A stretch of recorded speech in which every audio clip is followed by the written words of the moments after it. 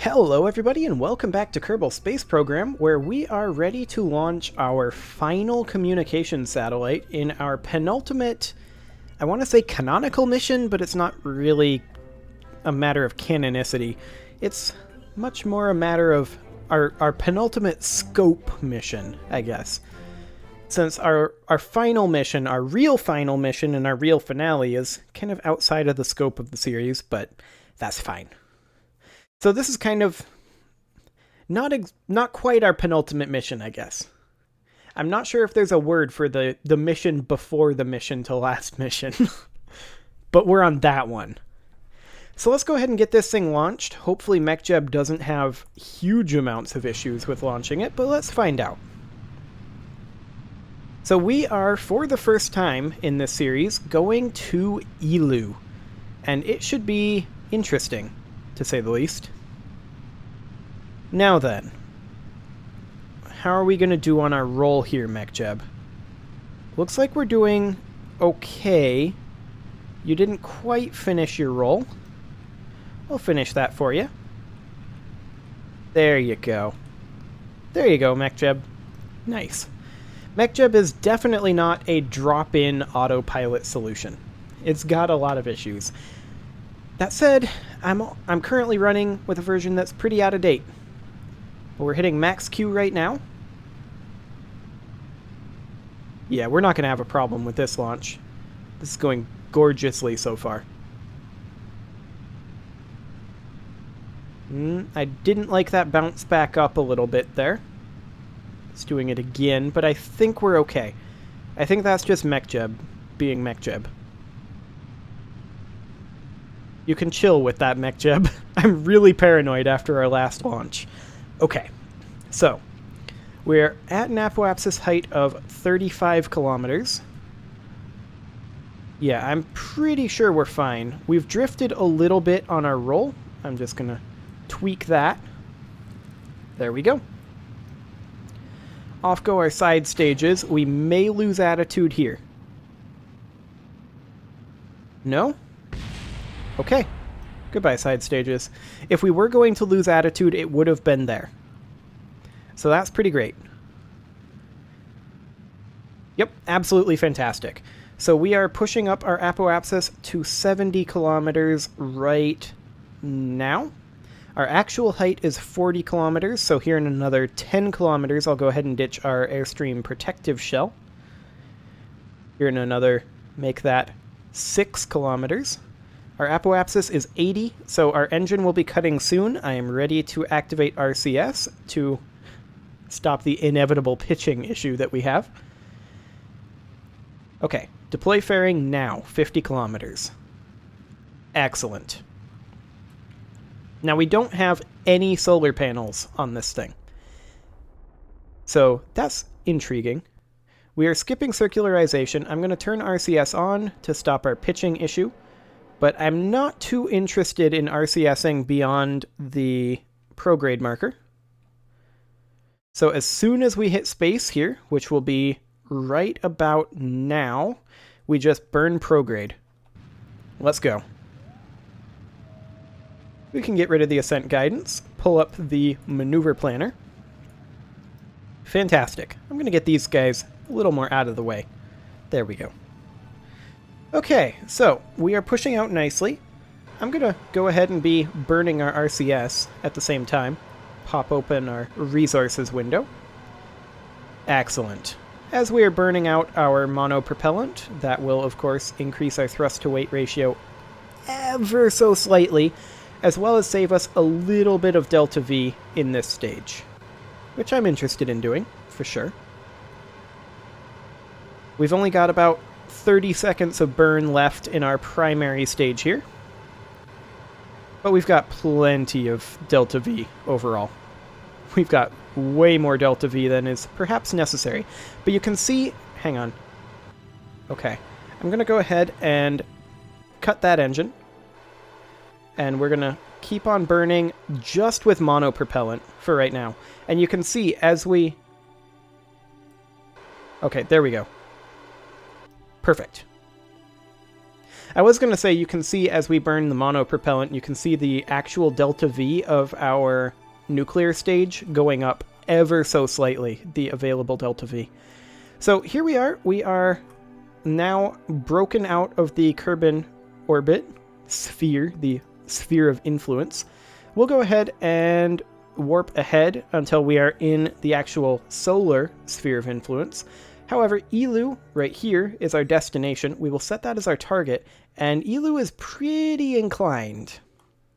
So we need to make an inclination change of 6.1 degrees, which is actually quite substantial. Let's go ahead and warp until we hit the sphere of influence of the sun. There we go. Fantastic. I'm going to turn off RCS for now. And we are just going to do a match planes with target from MechJeb. Create and execute. It's pretty safe to trust that particular maneuver, although it's not safe to trust every MechJeb maneuver. I'm going to go ahead and physics warp our turn, since we are turning kind of slowly.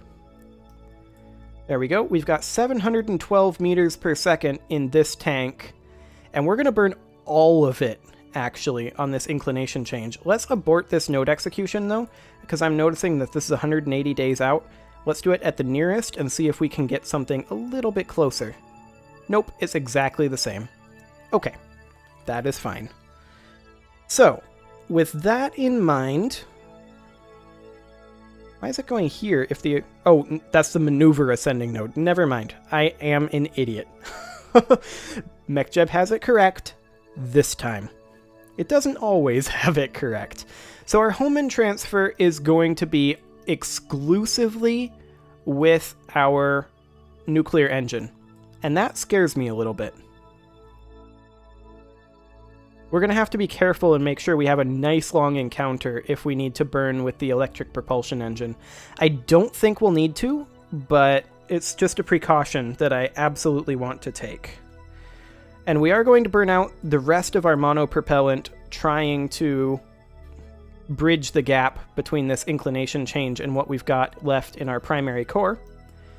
But that's not going to do all of 260 meters per second, 263 meters per second.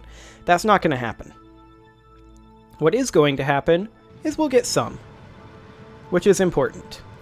So let's go ahead and burn out our monopropellant here, and just burn as much as we can. 10 seconds left in our main core here. But we've got a lot more burn than that to go. And yeah, you can see it didn't bridge the gap nearly enough. The thrust to weight of that is very, very low. It exists, though, but it is incredibly low. So I'm going to go ahead and physics warp the rest of this burn, and we're going to burn off as much monopropellant as we can, and just keep helping out our nuclear engine. We've got 30 minutes of burn in this, though, so we should be okay. So far, so good. And we've still got 30 minutes of burn in this particular engine. And there we go. We've still got a little bit of monopropellant left. So we've got our inclination changed, and what an inclination it is. Let's see what it gives us for a Hohmann transfer. Create that node. Okay. Well, that's not an encounter, MechJeb. We can maybe tweak it and get an encounter. Let's see. That's not an encounter there. That's very close to being an encounter. What have you done, MechJeb? What have you done? Okay. Let's see if it's just at the wrong window. Maybe if we burn slightly more prograde here. But also a little bit later. Not that prograde, obviously. Is that an encounter? Oh. Oh. Oh. It's an encounter. How long of an encounter? 91 days? 97 days. Plenty of time. Okay. Inclination-wise, it's not perfect, but it doesn't need to be. and this is plenty of delta V. We have enough to break with our nuclear engine as well. Execute that node. 73 days. Okay. RCS off. Physics warp the turn. We should be just fine. Fantastic. The real question, of course, is what about the lander?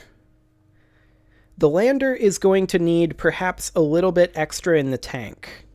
We'll have to consider that, because this is going to take nearly all the nuclear engine just to circularize our orbit, I think. We'll see what thrust to weight is like over Eeloo. I've never been to Eeloo before, so this is kind of a ranging shot, if you will, trying to figure out exactly what's going on here. I overkilled this on purpose because I'm not entirely sure what we need, and I couldn't be bothered to look at a Delta V map. But it bears noting that a lander is a heavier payload, and also that the lander will require a little bit more to get there, because Eeloo will actually be further away from Kerbal in its orbit. Or will it?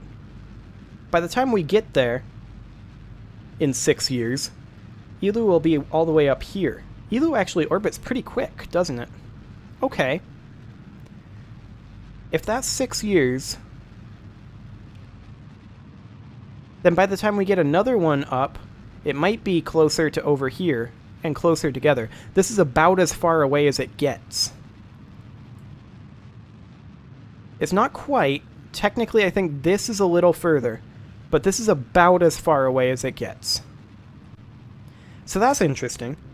Let's go ahead and burn off the rest of our monopropellant here. Just get that out of there. Fantastic. And then we've got a 16-minute burn here. It's a slightly lengthy burn. But ultimately, I think that this means that we can get there pretty comfortably on somewhere around 12,000 delta V. And then we'd need delta V for the lander as well, for the actual landing. We'll have to look at what thrust to weights and such look like there, but realistically, this isn't that bad. If we target around 15 kilometers per second of delta V, I think that'll be plenty. We'll probably have to build up our Geraldo Mark II a little bit to get to that point, but that should be interesting. Well, we do have about 12 minutes left in this burn, 2 more kilometers per second. I'm not going to bother with any sort of an inclination change once we get here. I think that this inclination, it's not going to be perfect, but it'll be good enough for what we're looking for. We don't have a contract to do this anyway, so I think at that point, all we do is we circularize here and call it a day on this one. But we're going to have a 6-year time warp. Ugh, I thought the 2.5-year time warps out to Joule were bad. Disgusting. 6-year time warp. Absolutely horrid.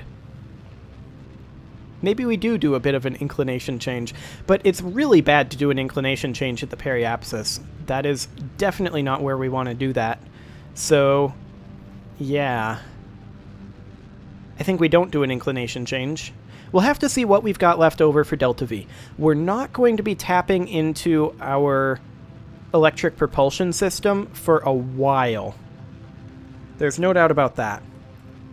And we've definitely got the power generation to run our electric propulsion. So we've got all the Delta V we could possibly want. We could very easily go for a pure equatorial.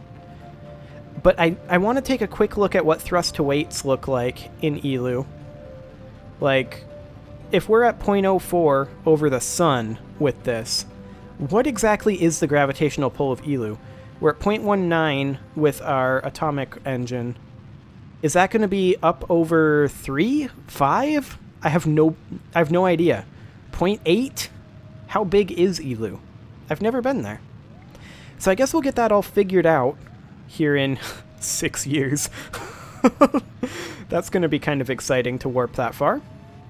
And I don't even have the excuse of we are close to the end of this episode, because we're 10 minutes away. So I'm going to have some dead air to fill. That's exciting. However, this burn is almost done. We're under 500 meters per second. We've got 400 to go now. About a 2-minute burn, so about 30 seconds with the 4x time acceleration. That's not bad. We're almost there. So this is going to get us a nice Elu encounter. Nice and long, just in case we end up having to burn. But even if we had to burn using our electric propulsion engine here, we've still got 3 hours and 15 minutes. So this is way more time than we need. But there's that burn complete. Looks like MechJeb overshot a little bit, but let's get started on our warp over here because it is going to be a long one. A 6-year warp. With it being 6 years, of course this is basically a worst case scenario, but with it being 6 years, I think we do still have enough time to get our lander out here. Right? Because it was like 30 years, and then this is going to be like 7 years in total, probably. And then the lander will probably be somewhere around 7 or 8. So then we'll still have a fairly lengthy warp before we have reached our maneuver node for our asteroid base. So yeah, I think that's definitely the way to go. Let's go ahead and start... Oh, boy. Okay. Good. I was starting to get worried there for a second. But then it went ham. Okay. Flip that directionality back. And I just want to barely get in here. 94 kilometers. It's probably... Or 94,000 kilometers. It's probably... The sphere of influence, I mean, is probably 100 kilometers for Elu, isn't it? That's... Oh, no. It's actually more. 120? 120. Okay. So we will sit at about 115, I think. Maybe 118. So let's just get right up. Oh, that was too much. 116. 117. And... Where are you? 118. I like it. Right there. Our inclination is a little bit off, but that's fine. And then we can circularize this if necessary. That's going to be about 2 years. I think we don't bother circularizing because this is going to be a very, very lengthy orbit. Of course, we do have about 4 years and 200 days, 250 days left in this particular time warp. It's a lengthy one, to be sure. Where are we right now in our orbit? We have just passed the Joule orbit, is the answer. I was actually expecting us to be a little further away than that. I was expecting us to be passing Dress, but we are out beyond Joule now. We are now passing the asteroid base's orbit. So very, very soon now. I think now we are. We are now officially further from home than we've ever sent anything in this game before. Fantastic. That's what I like to see right there. So this is going to be 1471 Delta V once we get there. We have plenty in the tank, actually. I was a bit concerned that we'd have to dip into our ion engine, but this is even basically a worst-case scenario, and looks like the maneuver got a bit messed up. Let's just fix that. Let's go for 115. There we go. Okay, no more messing with the maneuver. Nobody mess with that maneuver. Okay. Fantastic. What was I saying? Oh, I was talking about our Delta V. This is only 1471.5 Delta V. I was rather surprised by that. I was expecting to have to delve a little bit into our electric propulsion engine. And this is essentially a worst-case scenario because we started from Kerbal over here, and we're going all the way over, well, technically, we're going over here to Elu. It's not quite the worst case. I think the worst-case scenario would be if we had waited, if we had waited a couple of months and had Kerbal here and Elu here. I think that's the worst-case scenario, but it was close to the worst-case scenario. But all things considered, that's not too bad. I mean, I expected it to not be that bad because of the exponential gain. When you're burning this close in, the further out you go, you get exponential gains. So going out beyond Jool orbit, I realize isn't going to take that much to push an orbit from here to here, as opposed to pushing an orbit from here to here, which will take way, way more, relatively speaking. But yeah, we are just about there. In another 3 years. We're halfway there. Oh boy, we've got 12 minutes of burn left in our nuclear engine as well. Also, it bears noting that, hypothetically, if Eeloo is here and Jool is here in their respective orbits, I don't know if that's possible, there might be some sort of a resonance, but if Eeloo is here and Jool is here, then we're going to have some interesting range issues with our signal strength from this satellite. I mean, we're getting 35% signal strength from here right now, but theoretical worst-case scenarios would probably be, in a direct connection scenario, be looking at something like, what, 15-20% signal strength? Ugh. That is not great. Now, we could alleviate that by setting up some sort of a relay in a similar orbit. Like, you can't make it be exactly the orbit, but some sort of a resonance orbit or something, but that's too complicated. I'm not going to bother with that. We're down to 22%, of course, as Kerbin heads around towards the periapsis over here. Our periapsis, not Kerbin's periapsis. I don't know if it's Kerbin's or not. But as Kerbin heads around over here, it's going to get worse and worse. 15%. 14%. So it's going to start recovering here soon. But we're probably looking at, from here to here, more like 8%. That's a little spooky. And that's assuming that we are unable to connect to a relay, of course. Which, I mean, we should be able to connect to relays. We've got Jool here, and we've got a million relays there. So, it's just worst case scenarios are kind of rough for going out this far. Also, why exactly is all of the Kerbin structures out in Eeloo orbit? KSP, you might want to chill with that. Oh, okay, it's actually beyond Eeloo orbit. It just happens to be significantly below it, and the way the camera was oriented, it looked like it was on it. Lovely. Okay, so this is basically best case scenario out this far. And best case, we're looking at around 30% with a direct connection. That said, an absolute best case scenario would be Jool is here, and we can hop to Jool and then connect through Dress, and then Duna, and then Kerbin. That would be the best case scenario. But I'm not sure I see that convergence lining up anytime soon. That's kind of insane. But hey, we're down to only 1 year left in this time warp. So that is actually really good. We're also getting close to the end of this episode, which is less good. Okay, so with this with this time warp nearing completion, this is of course the furthest we will ever be right now. Well, here in 30 days, it's the furthest we'll ever be from the sun, at least in this probe. The launcher may end up getting a little further depending on how the transfer window looks, but that's pretty much as far away as we're gonna get, which we're still pretty well lit. Sun is looking awfully small though. Awfully small indeed. But we're still well lit. I don't think we'd be getting much from solar panels, which is why we have RTGs instead. It'll be interesting to see what the science multipliers at Eeloo are, though.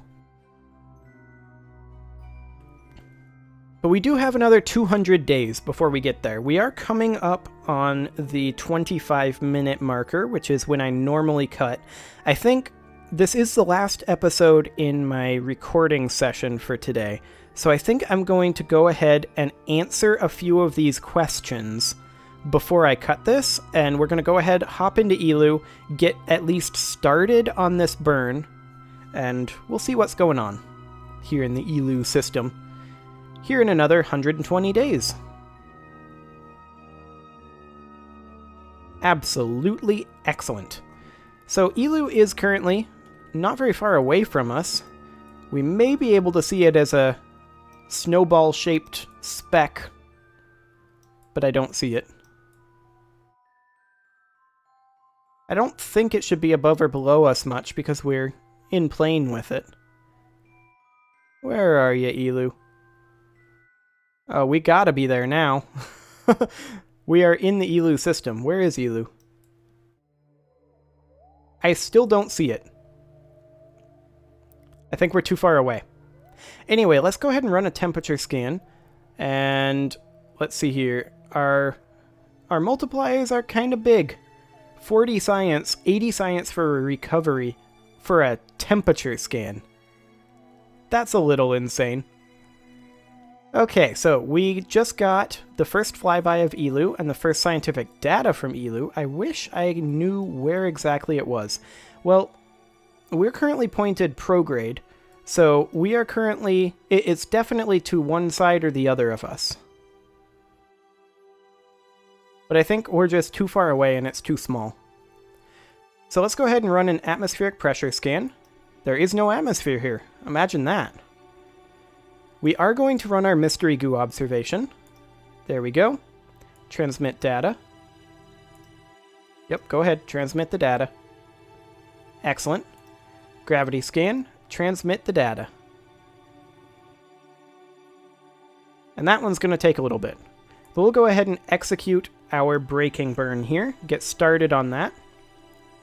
And to answer thrust to weight questions, 2.15 for our atomic engine here, and 0.38 for our electric propulsion. So this thing does not have much in terms of gravity. And I guess that makes sense, because look at how tiny it is. Like, if we're burning prograde, or we're burning retrograde, then we are facing this direction, which would mean it's to the left, which would mean it's over here. I thought I saw it there, but it was actually just this monopropellant tank. Oh, there it is. Look at that. Hi, Elu. You're a long ways away. I'm going to go ahead and physics warp this burn. It's going to be a 6-minute burn, and of course that'll be a little over a minute. So I think I'm going to go ahead and finish this burn this episode. We are going a little bit over, but I want to just get some of this out of the way. This is the last episode in my recording session, and I really, really don't want to be in the middle of a burn when I take a week break. That's a little awkward, shall we say. Well, we still have another 900 meters per second to go in this break, but we are making very, very good progress on it. There's not really anything to be worried about here. We are definitely going to get that. And then all we have left as far as our missions that are within scope is to land on this surface, which will be interesting. Thrust to weight of an electric propulsion engine can almost do it.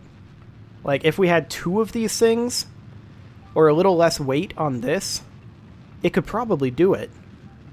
So there's not much gravity there, so it won't be a big deal. It'll be about as difficult as landing on pole, I suspect. The hard part will be getting out here, as well as having enough power generation. I should have had 1 solar panel on here, just to test how much the solar panels actually do. But there's our braking burn complete. Excellent. I'm not going to bother with circularization, I don't think. I think this is fine to be a little bit elliptical. I'm not concerned. So I'm going to go ahead and put a cut in here, and next episode, we will land on Elu. See you all then.